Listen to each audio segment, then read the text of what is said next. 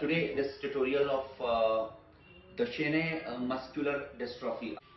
What is Duchenne muscular dystrophy? Where there is no treatment, it is considered as a dystrophin related gene defect disorder, and there is no treatment for it. Most people have a very short age. So once it starts reflecting by the age of say 4, 5 years, 10 years, 12 years, maximum 5, 7 years, he is almost a handicap, and then the life is no more.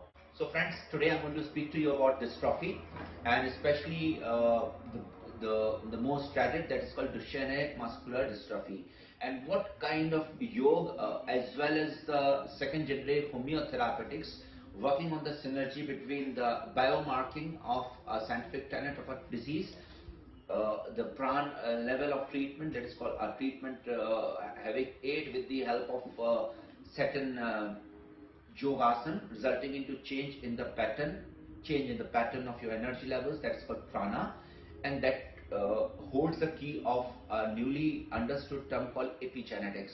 And I am into a module treatment for such disorders with the help of yoga, sadhana and homeopathy therapeutics, and the trial protocol will be documented, and I am sure that the patient who is involved with the treatment, who have nowhere and who is under the supervision of a specialist, will be under my treatment, and with the help of homeopathy, second generation therapeutics, yoga, prana and a different kind of energy vibrations and healing, we will see that the patient is benefited both in the terms of a long-term survival, both in the term of its progressive weakness which has occurred in the last few years, right from pelvic areas to shoulders to pectoral to respiratory disorders. And once we document them, we're going to put that into the documented books, and I'm sure this is going to be useful for people across the globe.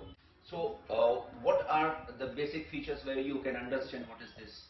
Dystrophin related gene disorder results into, number one, the patient is unable to, once he gets into the disease, he is unable to lift himself normally from the sitting or a lying position.